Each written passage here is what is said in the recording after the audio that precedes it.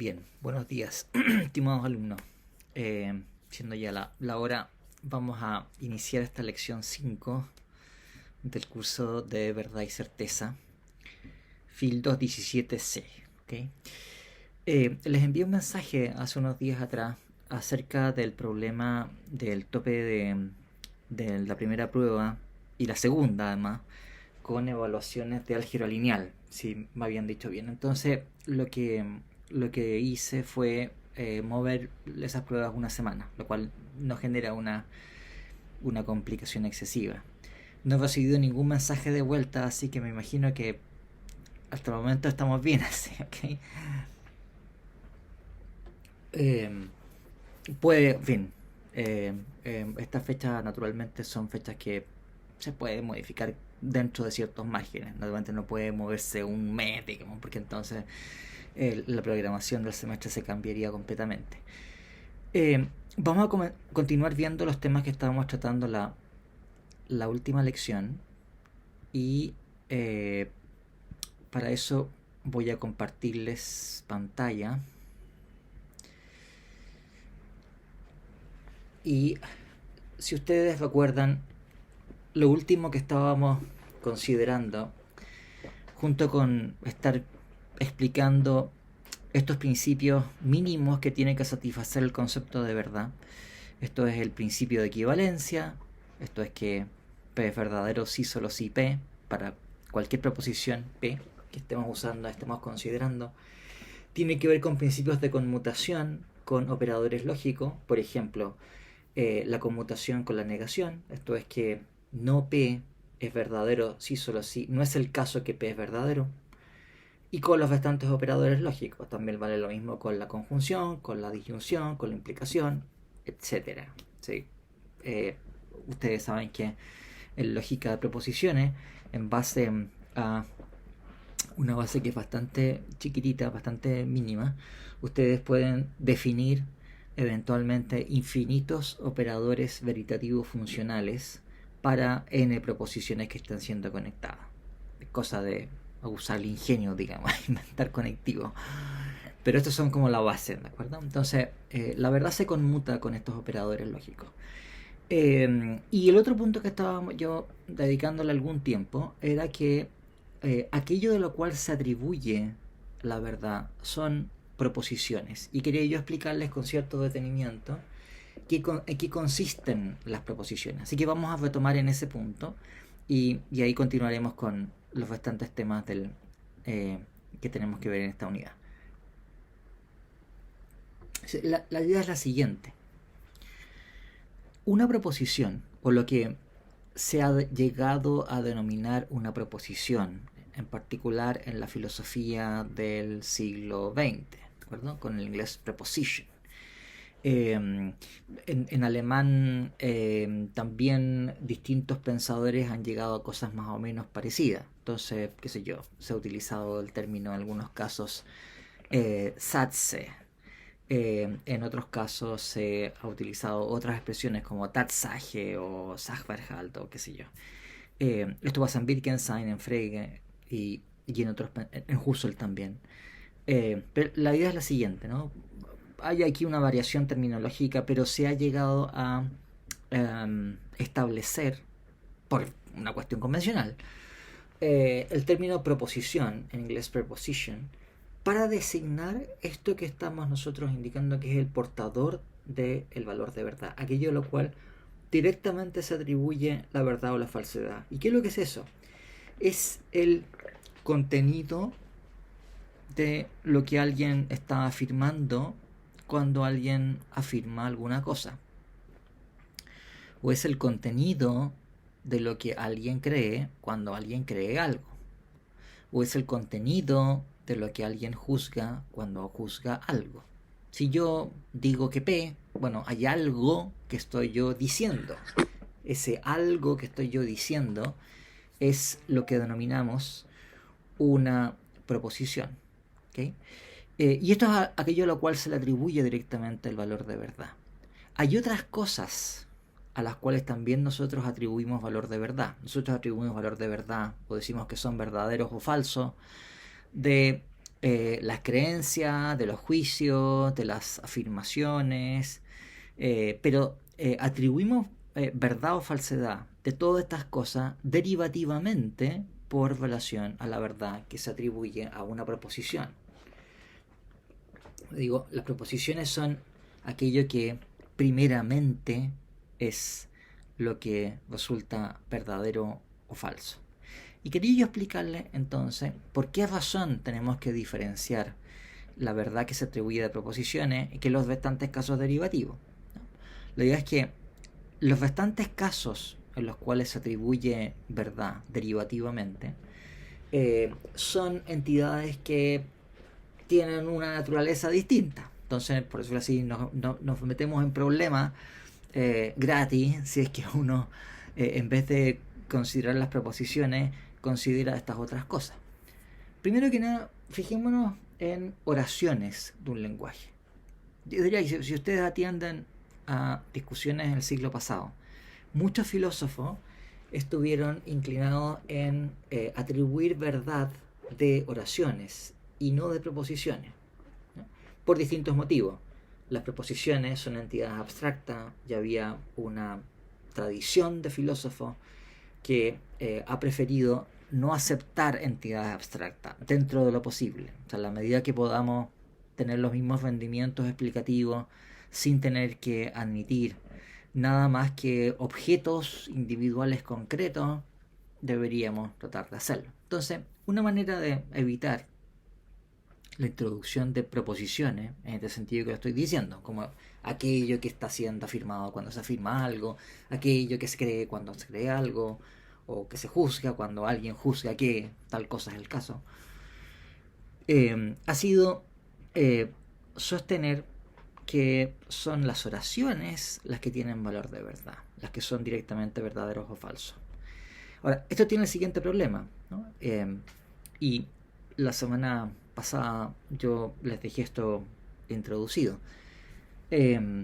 Una misma oración, o sea, quiero decir, una misma secuencia de expresiones en un lenguaje puede ser utilizada por el mismo hablante o por distintos hablantes para enunciar o expresar proposiciones distintas, que van a también tener valores de verdad distintos, ¿okay?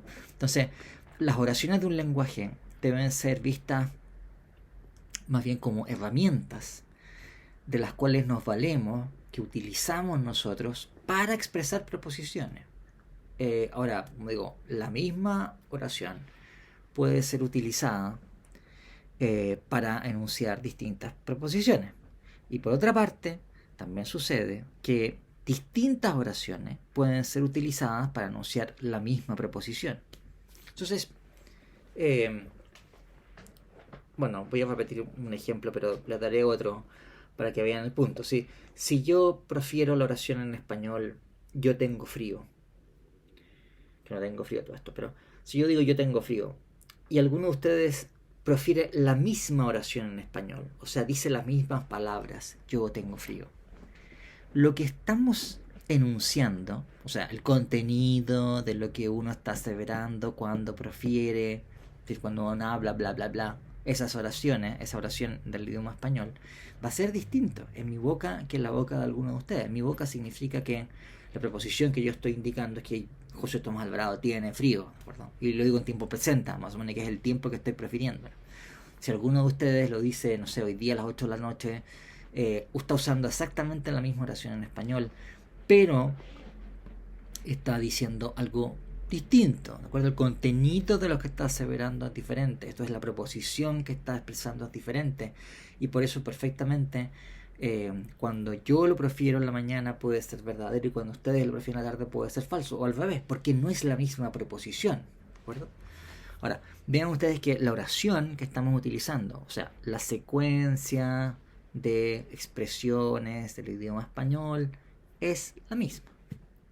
Ustedes sepan que los lenguajes naturales que utilizamos, los seres humanos, están constituidos básicamente por secuencias de ruido, lo que llaman los lingüistas fonemas, ¿no?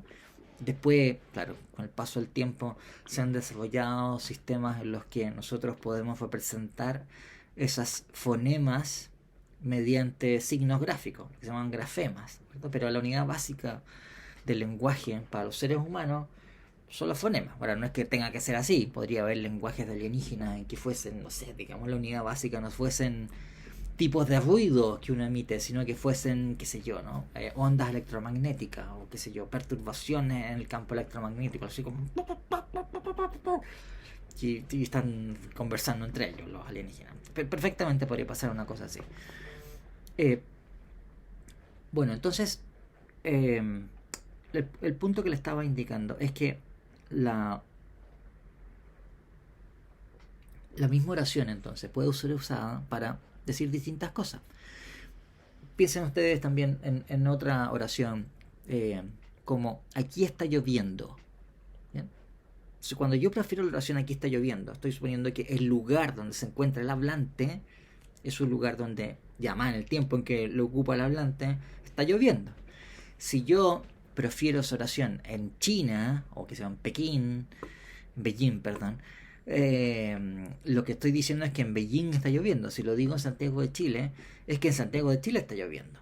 La oración es la misma, pero lo que estoy enunciando es diferente. Y por eso una de esas preposiciones puede ser verdadera y la otra puede ser falsa, porque no son la misma preposición, ¿no?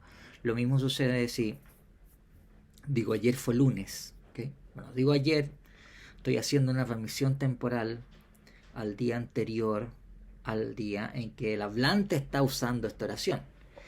Cuando yo la prefiero hoy, que es martes, es verdad lo que estoy prefiriendo. Si yo utilizo la misma oración mañana, voy a estar diciendo algo falso. Porque ayer, respecto mañana, cuando diga ayer, va a estar mencionando el martes y no el lunes. ¿De acuerdo? Entonces, el punto es ese, ¿no? Que distintas o la misma oración puede servir para proferir distintas proposiciones. Tomás Umaña pregunta, ¿el contexto es el que da veracidad a un enunciado? A ver, no es que determine que sea verdadero o falso, eso depende de, en fin, las cosas que está anunciando ese enunciado, pero lo que determina en estos casos, por decirlo así, en este tipo de oraciones, es que el contenido de lo que tú estás enunciando va a tener un factor contextual, ¿de acuerdo? O sea, depende de quién lo dice, dónde lo dice, cuándo lo dice, cuál va a ser la proposición que yo estoy enunciando. Y esa proposición después será verdadera o falsa, bueno, de acuerdo a la verdad que estemos definiendo, ¿de acuerdo? Pero en principio no basta simplemente el contexto para que quede determinado que la proposición es verdadera o falsa. La proposición es verdadera o falsa según si, qué sé yo, ¿no? El hecho que está siendo reportado por la proposición es el caso. O según si uno es antivalista, uno tenga evidencia empírica que me haga legítimo el acto de aseveración o una cosa así. Bien. Pero sí, lo que es cierto, Tomás, es que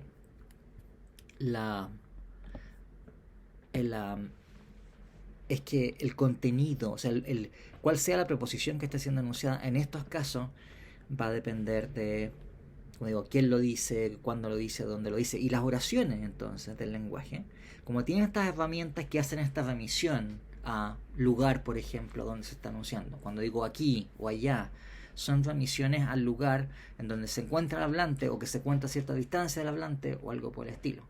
Cuando digo yo o tú, estoy haciendo una remisión a quién es el que está anunciando la oración o a quién se dirige la oración cuando un hablante la prefiere.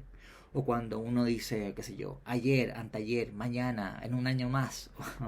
O incluso cuando uno ocupa simplemente los tiempos verbales. Si yo ocupo un tiempo verbal en pasado o en futuro, lo que estoy dando a entender es que estoy haciendo una remisión temporal a un tiempo anterior a aquel en que estoy yo prefiriendo la oración, a un tiempo futuro respecto al cual estoy yo prefiriendo la oración.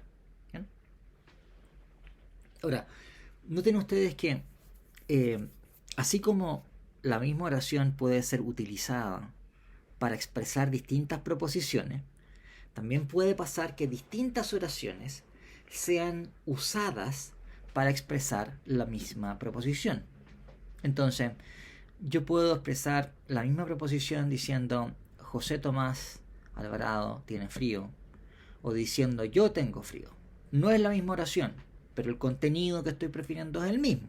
Bueno, claro, quizás sería como raro, digamos, que uno habla en tercera persona, algo así como José Tomás tiene, en fin. Pero se dan cuenta que, o lo mismo sucede, por ejemplo, si tenemos oraciones en lenguajes distintos que quieren expresar la misma proposición. Piensen en dos enunciaciones, por ejemplo, en francés y en alemán del teorema de Pitágoras, por ejemplo. ¿Okay? Entonces, o sea, en realidad lo importante es el teorema de Pitágoras. No es que uno lo pronunció en francés y otro lo pronunció en alemán. No es que cuando uno enuncia el teorema de Pitágoras en alemán, ahí sí que es verdad, pero en cambio en francés no, o algo así, ¿de acuerdo? Se trata de maneras de entonces comunicar el mismo contenido, y ese es el que resulta verdadero o resulta falso. Ahora, otro elemento que también tenemos que diferenciar de las preposiciones, que son los actos de habla, las creencias, los juicios, ¿no? Aunque todas estas cosas tienen por objeto, si ustedes quieren, una proposición. Cuando yo afirmo algo, bueno, hay algo que estoy afirmando. Ese algo es una preposición. Cuando yo tengo una creencia, yo creo algo. Y ese algo, bueno, es una preposición. Del mismo modo, si yo tengo otro tipo de actitudes, por ejemplo, yo podría, qué sé yo, tener un deseo, desear que hubiese paz en el mundo. ¿Bien? Y mi deseo es un deseo de algo. Bueno, ese algo es una preposición que quiero que sea verdadera. Uno puede temer que tal o cual cosa. Hay algo que es el objeto del temor. Uno puede temer que, no sé, se extienda la pandemia. ¿Bien? Y el objeto de ese temor es también algo que uno es una preposición, o al menos algo que uno va a formular con una preposición. Entonces, ¿qué es lo que sucede con esto? ¿No?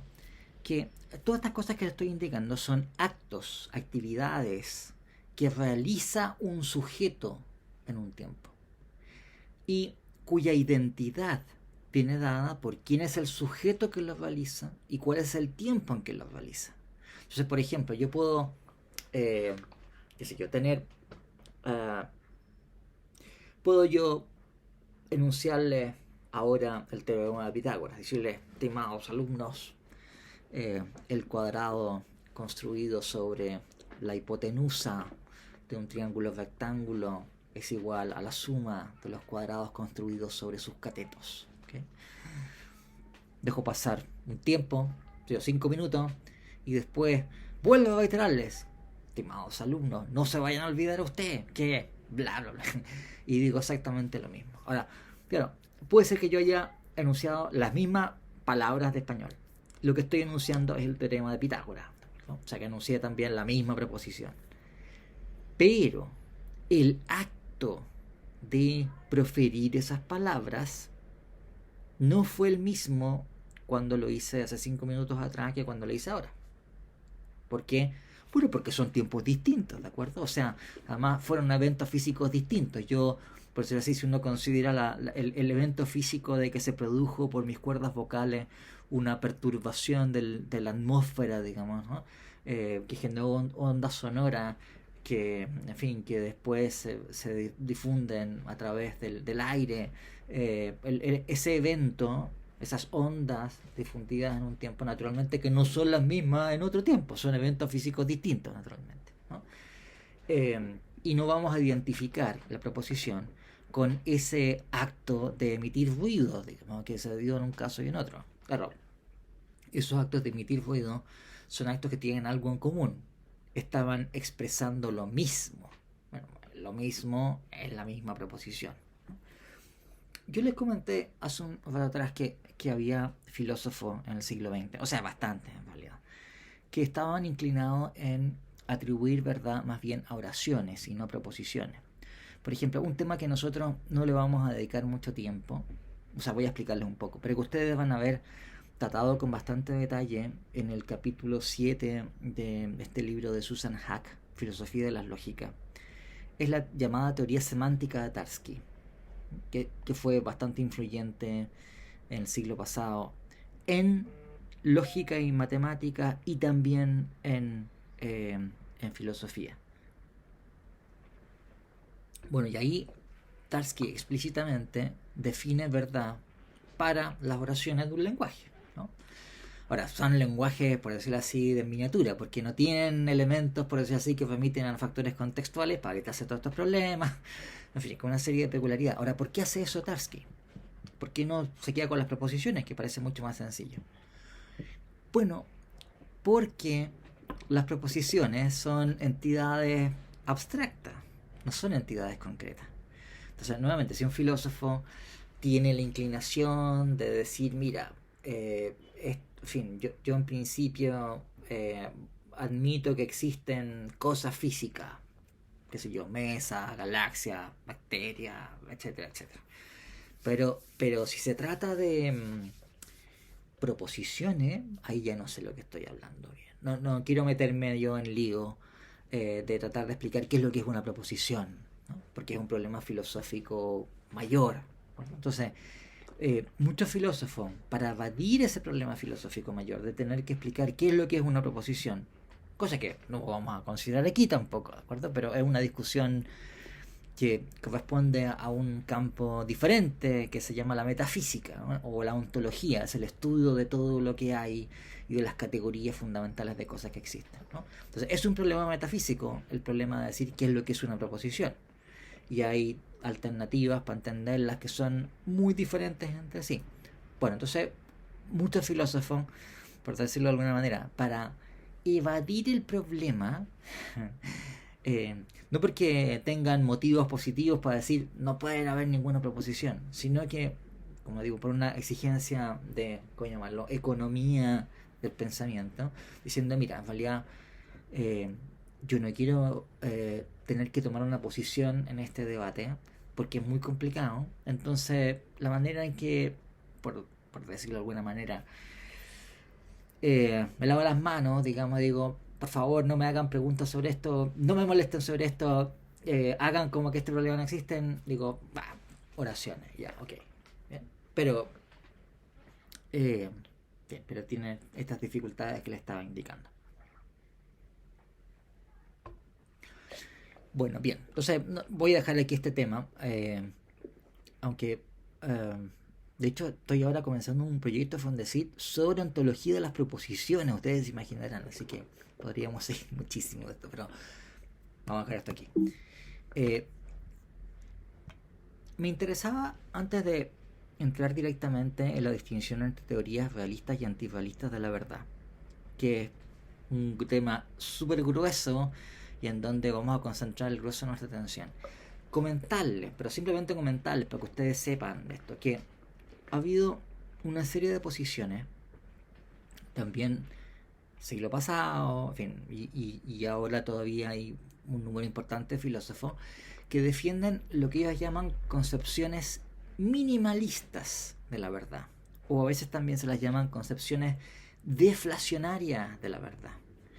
¿Por qué minimalistas? Bueno, porque son concepciones que pretenden, yo creo que no, al fin no les sirve la cuestión, pero al menos ellos pretenden que pueden evitar todas las discusiones que vamos a comenzar a ver después en el realismo y antirrealismo. Entonces, ellos piensan que podemos decir lo fundamental de la verdad, o sea, que el concepto de verdad podemos comprenderlo exhaustivamente, quedándonos solamente con esos principios que habíamos visto la lección anterior. O sea que basta con el principio de equivalencia, basta con esos principios de conmutación para saber qué es lo que es la verdad, y que no existe ningún otro contenido ulterior del concepto de verdad más que el que se ve reflejado en estos principios. O sea, si ustedes quieren, la verdad es exactamente y nada más que aquella noción que satisface el principio de equivalencia y los principios de conmutación. Y eso es todo. No hay nada más que decir sobre la verdad. Y en particular, cuando dicen no hay nada que sí que la verdad, es porque tienen en vista qué cosa. Bueno, las discusiones entre quienes defienden que la verdad es correspondencia, o verdad es coherencia, o verdad es algún tipo de verificación. Entonces, estos filósofos, si ustedes quieren, también tienen tan llevados este afán económico, si ustedes quieren, ¿no? De no meterse al lío. ¿Verdad? Creen que se pueden salvar de toda esta discusión. No es necesario entrar en esta discusión porque basta simplemente con saber eso. Y la idea central, ¿cuál es? Que el contenido de lo que alguien asevera o afirma cuando digo P, que cuando digo P es verdadero, es lo mismo. Lo cual, hasta cierto punto, es verdad. O sea, quiero decir, si yo les digo a ustedes, estimados alumnos, eh, hay pronósticos de lluvia para el día de hoy. ¿Okay? Yo le estoy dando a ustedes una información. Estoy diciendo, hay pronósticos de lluvia para el día, cosa que es verdad, ¿no? Hay pronósticos de lluvia para el día de hoy. Piensen ustedes que aquello de lo cual yo los estaría informando sería lo mismo si yo les dijese, estimados alumnos, sepan ustedes que es verdad que hay pronósticos de lluvia para el día de hoy. Bien, entonces, o sea, si hubiese usado esta segunda manera de formularlo, más complicada, que digo es verdad que P, o en vez de decir P, lo que estoy informándoles a ustedes es aparentemente lo mismo. No sé, en realidad es lo mismo dado el principio de equivalencia que hemos visto antes, ¿no? Como P es verdadero si solo si P, entonces si yo les digo que es verdad que hay un pronóstico de lluvia para el día de hoy, en realidad eso es equivalente a decir que hay un pronóstico de lluvia para el día de hoy. Si uno piensa esto en términos de oraciones, o sea, para los filósofos que piensan que aquello a lo cual se atribuye verdad es una oración, para esos filósofos, entonces, esta función de la verdad vendría a ser solamente la función que ellos llaman de desentrecomillar o entrecomillar. Ahora, esto requiere una explicación. Ustedes no tienen familiaridad probablemente con esto, ¿no? La manera estándar en que uno designa una oración de un lenguaje es mediante las comillas, ¿ya? Cuando uno quiere hablar de la oración de un lenguaje, en vez de hablar de aquello que la oración designa, uno coloca la expresión entre comillas. Y esa es la manera, por decirlo así, estándar en que nosotros, si ustedes quieren, focalizamos la atención en la secuencia de fonemas o la expresión de un lenguaje en vez de lo que esa expresión está designando. Cuando nosotros preferimos o usamos una expresión de un lenguaje sin ninguna cualificación, estamos hablando de aquello que esa expresión designa. Por ejemplo, si yo les digo, Pedro es un apóstol, ¿bien? Yo estoy hablando de Pedro, ¿de acuerdo? Yo estoy usando la expresión Pedro, el nombre propio Pedro y apóstol, para designar a el apóstol Pedro, ¿de acuerdo? Ahora piensen ustedes lo que sucede si yo les digo Pedro tiene 5 letras. ¿Bien? Estoy ocupando Pedro, ¿de acuerdo? Ahora, naturalmente yo no estoy hablando del apóstol Pedro, porque el apóstol Pedro naturalmente no tiene 5 letras. Eso es, en fin, una falsedad clamorosa, ¿no? Yo estoy hablando de la palabra Pedro. Eso es lo que marcamos entre comillas, ¿no? Entonces, para estos filósofos, la idea es que cuando yo digo, es verdad que hay pronósticos de lluvia para el día de hoy, lo que yo estoy haciendo respecto de simplemente decir hay pronósticos de lluvia para el día de hoy es que esa expresión hay pronósticos de lluvia para el día de hoy, le puse comillas y le agregué es verdad que la atribución de verdad se hace a la oración que aparece entre comillas. Entonces es, por decirlo así, una suerte de atribución a la oración que dice que hay pronósticos de lluvia para el día de hoy. ¿Okay? Pero la idea básica es la misma, que todo lo que tenemos que conocer sobre el concepto de verdad está contenido en el principio de equivalencia y en esas reglas de conmutación, con las variaciones que sean del caso, si es que vamos a pensar en esos enunciados, en esos principios como principios acerca de oraciones y no de preposiciones. ¿Bien? Otra acotación también que suelen hacer filósofos que están en esta línea es que la función que cumple el concepto de verdad es una función, ellos llaman prosentencial. Ahora, déjenme explicarles qué significa esto, ¿no? Ustedes saben lo que es un pronombre, ¿no es cierto? Un pronombre es algo que funciona como un nombre. O si ustedes quieren, algo que está ocupando el lugar gramatical de un nombre, aunque no sea un nombre, ¿no? Yo puedo decir, qué sé yo, Pedro es un apóstol. ¿Bien? Entonces yo estoy ocupando el nombre propio Pedro para designar a alguien. Pero yo perfectamente podría decir él es un apóstol. ¿De acuerdo? O podría decir este, y estoy indicando a alguien, este es un francés. O aquel es un chino. En fin, lo que sea. ¿Bien? Entonces, todas estas expresiones son expresiones que ocupan el lugar de un nombre. Pueden sustituir a un nombre. Y están designando a un individuo. ¿Bien? Entonces, por eso se llama pronombre, ¿de acuerdo? Porque es algo que cumple la función. Entonces, estos filósofos dicen que cuando nosotros usamos verdad, ordinariamente, usamos verdad como si fuese una oración o sentencia, aunque no lo es, pero que ocupa el lugar de una sentencia. Y que el tener ese recurso a hablar de la verdad nos ayuda a abreviar nuestros actos de comunicación o de habla. Por ejemplo, supongamos que yo leo un libro muy interesante de un autor, Perico Los Palotes, que tiene una obra fantástica. Estoy inventando todo esto, ¿no? Pero una obra fantástica que se llama La inmortalidad del cangrejo, ¿de acuerdo? Entonces, Perico Los Palotes expone muy bellos pensamientos acerca de la inmortalidad del cangrejo en su gran libro, un libro voluminoso de 800 páginas, una cuestión así enorme. Y entonces uno, después de leer el libro de la inmortalidad del cangrejo, uno le comenta a un amigo sobre sus contenidos y le dice, mira, yo en realidad quiero hacer mías todas las cosas que dice Perico Los Palotes en su gran obra La inmortalidad del cangrejo. ¿Y cómo uno haría tal cosa? ¿Bien? Uno podría decir, mira, Perico Los Palotes dice que P y P. Perico Los Palotes dice que Q y Q.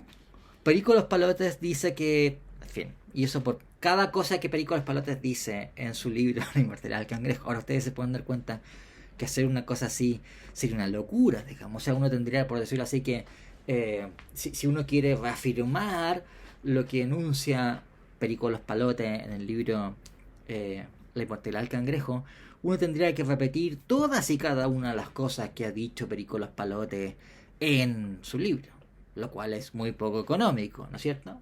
Es mucho más fácil si uno dice todo lo que ha dicho Perico Los Palotes es verdad.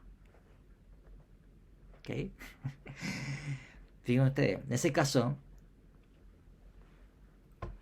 yo no necesito, por decirlo así, reafirmar, enunciando una y otra, cada una de las cosas que dice Perico Los Palotes. Yo, al decir todo lo que dijo Perico Los Palotes es verdad, estoy yo, por decirlo así, cumpliendo la misma función. Es como si estuviese diciendo, mira, Perico Los Palotes en su libro dice que P y P. Perico Los Palotes dice que Q y Q. Perico Los Palotes dice que S y S. ¿De acuerdo? Para las cosas que hayan dicho Perico Los Palotes. Insisto que nadie se vaya a tomar esto en serio, que existe algo así como Perico Los Palotes y que escribió un libro que se llama La inmortalidad del cangrejo. ¿De acuerdo? Todo esto es ficticio. Entonces, una manera, entonces uno hace, por decirlo así, una reiteración de lo que enuncia una oración completa sin tener que reiterar la oración completa, es diciendo que es verdad. O por ejemplo, si alguien dice, diantres, hay pronósticos de lluvia para el día de hoy, y uno está de acuerdo con lo que la otra persona ha dicho. Bueno, una manera de reafirmar lo que la otra persona ha dicho podría decir, en efecto, hay pronósticos de lluvia para el día de hoy. Pero eso es como largo, ¿no es cierto? Yo tengo que reiterar lo mismo que él ha dicho.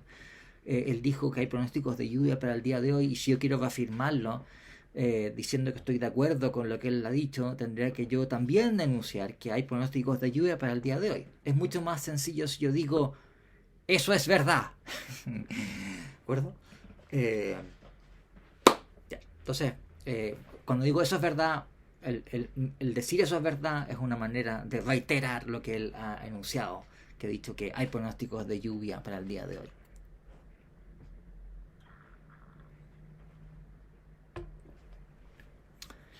Ok. O sea, yo no tengo ningún problema con esto, efectivamente. Creo que hay muchos casos en donde decir es verdad es una manera de, en fin, enunciar algo que cumple las funciones de una oración, y, en fin, tiene estas funciones lingüísticas, pero no creo para nada que uno pueda eximirse de las discusiones de fondo acerca de la naturaleza íntima de la verdad. Y si no tiene ninguna pregunta en particular sobre estas cosas, a la cual no le asigno demasiada importancia, debo decirle, quisiera que pasáramos al tema que viene ahora, que es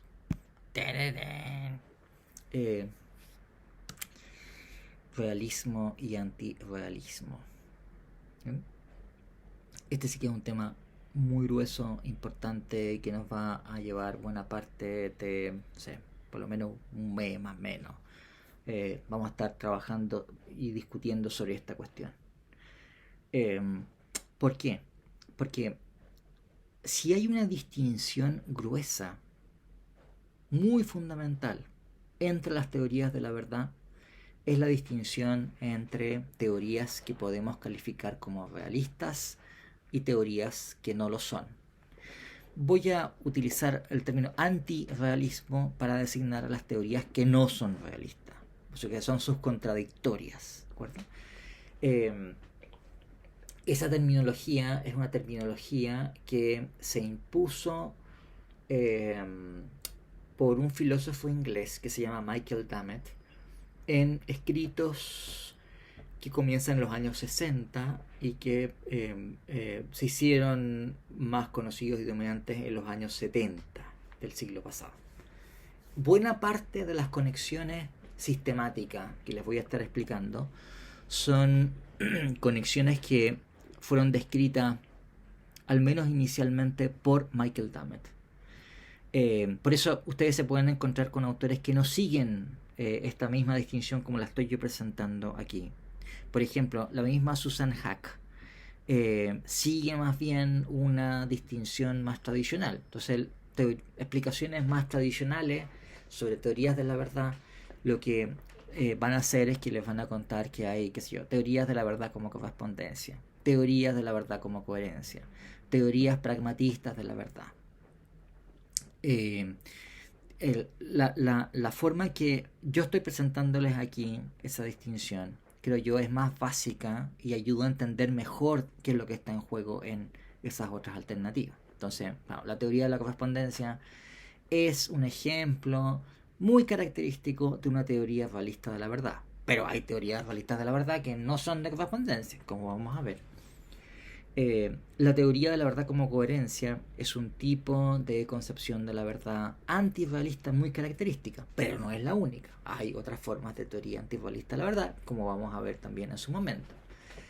La teoría llamada pragmatista de la verdad no es una teoría, sino que son varias. O sea, vamos a verlo de hecho en varios puntos, digamos. Hay ciertos tipos de teorías de la verdad que caen dentro de esta caracterización general como teoría pragmatista, y que son formas de antirrealismo sofisticado, y otras en cambio son teorías de la verdad como verificación. Pero eso vamos a verlo más adelante con cierta detención.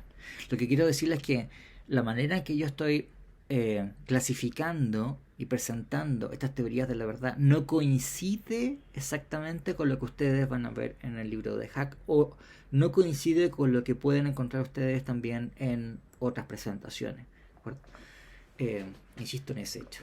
Ahora, la diferencia entre teorías antirrealistas de la verdad teorías realistas y antirrealistas de la verdad tienen su base una diferencia en una concepción ontológica o metafísica acerca de aquello que esas proposiciones están enunciando o expresando o describiendo.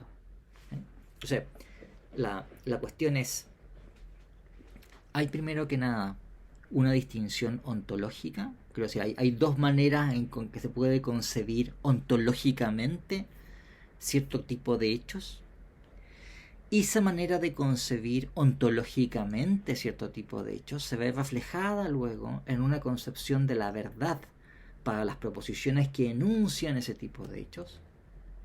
Eso luego se ve reflejado en, como vamos a ver, las leyes lógicas que deben satisfacer esas proposiciones y otras conexiones más que vamos a ver también respecto de, qué sé yo, el principio de conocibilidad y otras cosas más. Entonces, lo que me interesa en esta explicación que vamos a ver ahora es que ustedes entiendan ese conjunto de conexiones sistemáticas que se dan entre ontología, teoría de la verdad, lógica, ¿no? O sea, es una conexión muy gruesa, digamos, son cosas muy importantes que están unidas entre sí sistemáticamente a propósito de teorías de la verdad. Bueno, entonces, primero que nada, veamos lo que tiene que ver con lo que me parece a mí que se encuentra en la raíz de esta distinción, que es el tipo de concepción ontológica que se tenga sobre un tipo de hechos o entidades, ¿no? Cuando digo ontológico y ocupo ontológico como sinónimo de metafísico, quiero referirme a que tiene que ver con nuestra concepción acerca de qué es lo que hay en el mundo. La ontología designa la disciplina que estudia lo que hay en el sentido más general, ¿bien? Los tipos fundamentales de cosas que hay y sus relaciones de prioridad mutua. La metafísica, aunque posiblemente varios de ustedes van a asociar diciendo, una teoría que excede lo que dice la física, es una especie de teoría de la magia y artes ocultas, cosa que me ha pasado muchas veces, que me he encontrado con alumnos que tienen esas asociaciones. De hecho, yo hago el curso de metafísica y siempre como en la primera clase aparece un tipo así diciendo, profesor, yo quiero estudiar, no sé, cartas astrales y artes esotéricas. Y bueno, no tiene nada que ver con eso, ¿de acuerdo? No, metafísica quiere decir simplemente el estudio también de todo lo que hay en el sentido más general y en particular de las categorías fundamentales de cosas que hay. Entonces, la idea es la siguiente, ¿no? Cuando nosotros estamos considerando cierto tipo de hechos del tipo F, porque la verdad es que pueden ser de cualquier tipo, qué sé yo, hechos acerca de objetos físicos. ¿En qué consiste que existan hechos físicos, ¿no? Cosas físicas localizadas en el espacio, que interactúan entre sí, etcétera, etcétera. O en qué consisten hechos acerca de la moral, ¿verdad? En qué consiste que en ciertas acciones sean malas y otras sean buenas, que otras sean deseables o no deseables, que algunas cosas sean dignas de elogio y otras cosas sean dignas de reprobación y de reproche. Bueno, la cuestión es cómo vamos a concebir la naturaleza de esos hechos. Y podemos tener una actitud respecto de los hechos en cuestión que vamos a denominar realista, o una actitud que es su contraria, que es la que vamos a denominar antirrealista. Eso es una decisión todavía gruesa, todo esto. O sea que si uno tiene una actitud realista sobre los hechos, todavía podemos tener muchas alternativas sobre la manera en que vamos a entenderlo. Y si uno también es antirrealista, también hay una variedad de alternativas que van a quedar en principio abiertas y que uno puede optar por una u otra. Pero es una distinción gruesa. Ahora, ¿cuál es la idea fundamental? Que cuando tenemos una posición metafísica realista acerca de hechos, que voy a decir los hechos F, porque son los hechos de ese tipo, hechos de tipo físico, hechos de tipo moral, hechos de tipo matemático, lo que quiera que sea. La idea es que esos hechos se dan, existen o son efectivos con independencia de nuestros estados epistémicos. Al contrario, si uno tiene una concepción antirrealista, esos hechos no son independientes de nuestros estados epistémicos. O en otras palabras, como ser independiente es ser no dependiente, esos hechos son dependientes de nuestros estados epistémicos. ¿Qué quiero decir yo con estado epistémico? Bueno, epistémico tiene que ver con conocimiento, como ya hemos conversado. Es un tipo de estado en que uno se puede encontrar, por el cual uno llega a tener evidencia sobre algo. Por ejemplo, recuerden la cosa de Descartes, tener la impresión de que hay un reloj sobre la mesa. ¿Ven? El poseer esa apariencia observacional como si hubiese un reloj sobre la mesa, eso es un estado epistémico. Tener una prueba de un teorema matemático es un estado epistémico. Es un llegar a percatarnos de que el enunciado matemático en cuestión se puede deducir a partir de ciertos principios o ciertas verdades previamente conocidas. ¿Bien? Entonces, designamos como estado epistémico cualquier tipo de estado que a nosotros nos resulte patente, porque es algo en lo cual nosotros nos encontramos, es un estado mental, por el cual nosotros tenemos evidencia acerca de algo. ¿Bien? Ahora, ¿cuál es la diferencia fundamental entre una posición realista y antirrealista? Que la posición realista, cuando tenemos un dominio de entidad, es que, bueno, nuestros estados epistémicos, o sea, nuestras maneras de llegar a enterarnos de las cosas, nuestros estados mentales, son, ustedes quieren, maneras de acceder a esos hechos. Pero esos hechos existen con independencia de que uno los conozca o no los conozca, que uno tenga más o menos evidencia, de que uno tenga la creencia de que son de cierta manera o uno no tenga la creencia que sea de cierta manera. Sí, lo que pase con nosotros respecto de esos hechos no tiene ninguna importancia, ¿verdad? Entonces, por ejemplo, si uno tiene una concepción realista acerca de, qué sé yo, los hechos galácticos, ¿ya? Los hechos acerca de lo que pasa en nuestra galaxia. Bueno, mejor, o sea, si está estallando una supernova, ¿qué importa que yo me enteré o no me enteré? ¿De acuerdo? Nadie dice, pero yo nunca me enteré. ¿A quién le importa que tú te enteraste? La supernova estalló, viejo. ¿Ven? Y si a ti no te gusta, que mala pata, viejo, estalló igual. Entonces, o si el número de estrellas en nuestra galaxia es par, por ejemplo, supongamos que en fin, da lo mismo el número que sea, son muchísimas estrellas, pero supongamos que fue el hecho de que el número de estrellas en nuestra galaxia es par. Si uno tiene una concepción realista acerca de los hechos galácticos, bueno, también uno puede decir, pero nosotros no sabemos cuántas estrellas hay. ¿Y qué importa que no sepamos? Y uno puede decir, bueno, es muy difícil saber cuántas estrellas hay. Mala pata, digamos. O sea, no tenéis cómo saber el problema tuyo, digamos, ¿no? De un problema de la galaxia. No es que entonces no es el caso que haya un número par de estrellas en la galaxia. El problema es que no tenemos cómo saberlo, quizá. O nos va a costar mucho llegar a saber si hay un número par de estrellas en la galaxia. ¿Bien? En cambio, si uno tiene una concepción antirrealista sobre un dominio de entidades, los hechos F, los hechos del cual sea, la idea es que esos hechos no existen, no se dan con independencia de cuáles sean nuestros estados epistémicos. Por decirlo de alguna manera. De alguna manera, y esto varía según las formas de antirrealismo y el tipo de dominio del cual se trate, nuestros estados de conocimiento, el tipo de evidencia que nosotros tengamos, nuestros estados perceptivos o lo que sea, constituyen la realidad que es objeto de ese acceso. ¿Verdad? O sea, no tengo una realidad independiente y ni yo tengo que tratar de alguna manera de acceder a ella y puedo hacerlo bien o mal, sino que esa realidad, ese dominio de realidad, está constituido de alguna manera por nuestros estados mentales, porque a lo mejor no son solamente los estados mentales de un individuo aislado, sino que, qué sé yo, los estados mentales colectivos de la gran mayoría de los miembros de una comunidad o alguna cosa de ese estilo. Entonces, una concepción antirrealista, esa realidad de la cual se trata, está siendo puesta, constituida, o es por lo menos dependiente en alguna medida de cuál sea el carácter de nuestros estados epistémicos.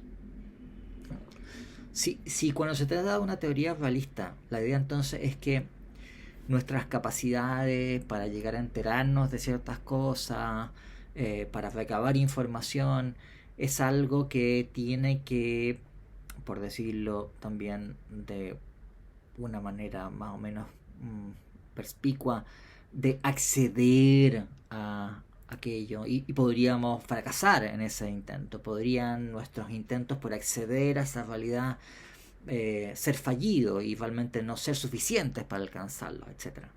En cambio, si yo tengo una concepción antirrealista sobre ese dominio de entidades, la idea es que los hechos en cuestión son hechos que nosotros constituimos con nuestras actividades, ya sea actividades mentales, actividades de recabación de información o lo que sea, ¿no? Voy a colocar una serie de ejemplos más adelante, pero a ver, un ejemplo donde ustedes pueden ver que fácilmente se puede ver que parece razonable ser antirrealista. Por ejemplo, los hechos respecto de lo que es cómico o gracioso. ¿Bien? O sea, hay cosas que a uno le parecen graciosas, ¿de acuerdo? Qué sé yo, si uno lee un chiste bueno, no sé, tal vez ustedes, estas son cosas muy antiguas de siglos pasados, pero en fin, pero en tiempos muy antiguos la gente leía una revista que se llamaba Condorito, donde eran como chistes así, cartoons, y uno se divertía mucho leyendo el Condorito. O sea, había chistes mejores que peores, pero era divertido, ¿no? Esta cosa ya no existe, naturalmente, y en fin. Pero si ustedes ven libros de historia, ustedes van a saber que existió un personaje que se llamaba Condorito, y que en fin, y que era muy seguido por los niños también. Veo que hay gente que lo conoce, sí, me parece muy interesante que tengan conocimiento histórico de la cultura chilena. Bueno, entonces, Condorito, o sea, la cuestión es, ¿en qué consiste ¿en qué consiste que los chistes de Condorito sean graciosos cuando lo son? Bueno, tiene que ver con que esos chistes generan que uno se ría con Condorito, ¿de acuerdo? Entonces la idea sería, a ver, pero ¿serían graciosos los chistes de Condorito si no hubiesen sujetos humanos con capacidades de apreciar los chistes y de reírse con ellos? Bueno, según un antirrealista, va a decir, no, mira, en realidad el que un chiste sea gracioso o no sea gracioso es algo que está constituido por nuestras reacciones de reírnos, digamos, ¿no? O sea, de enterarnos de lo que dice el chiste y de darnos gracias, ¿de acuerdo? En eso consiste. Obvio que aquí ha generado que mucha gente está enterado sobre el Condorito, lo cual me alegra mucho, porque, en fin. Pero sí, yo también siempre los he leído con mucho grado, ¿no? O sea, después que unos días en la cabeza, así con tanta filosofía, entonces yo me leía un buen Condorito y se me olvidaba todo, ¿de acuerdo? Era excelente, en fin, los Condoritos para descansar la cabeza después de hacer muchos ejercicios de álgebra lineal, leen un buen Condorito y después siguen trabajando en álgebra lineal. Bueno, señores, entonces una concepción antirrealista sobre lo gracioso es que lo que hace, los hechos acerca de que un chiste es gracioso o no es gracioso, están puestos, están constituidos, no son independientes de la forma en que nosotros reaccionamos sobre ello. O sea, la idea es, mira, si nosotros fuésemos a sacar, por ejemplo, todos los sujetos humanos del universo, ya no habría nada gracioso. No porque sería todo así como no, sino porque el que algo sea gracioso está constituido por gentes que se enteran de eso, llegan a saber de esa situación y se ríen, ¿de acuerdo? Ya veo que estamos en la hora, pero vamos a ver otra serie de ejemplos el próximo jueves, para que ustedes vean el contraste, ¿no? De qué es lo que es una posición falista o antifalista en distintas áreas. Porque además pueden darse perfectamente en distintas áreas. Uno puede ser falista sobre algo y antifalista sobre otra cosa. Entonces vamos a ver ejemplos en matemáticas, por ejemplo. Vamos a ver ejemplos sobre objetos físicos. Vamos a ver ejemplos acerca de hechos morales. ¿Sí?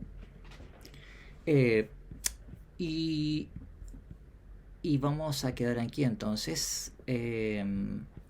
Entonces, bueno, en fin. Eso es, pues seguiremos el día jueves. Hasta luego, alumnos.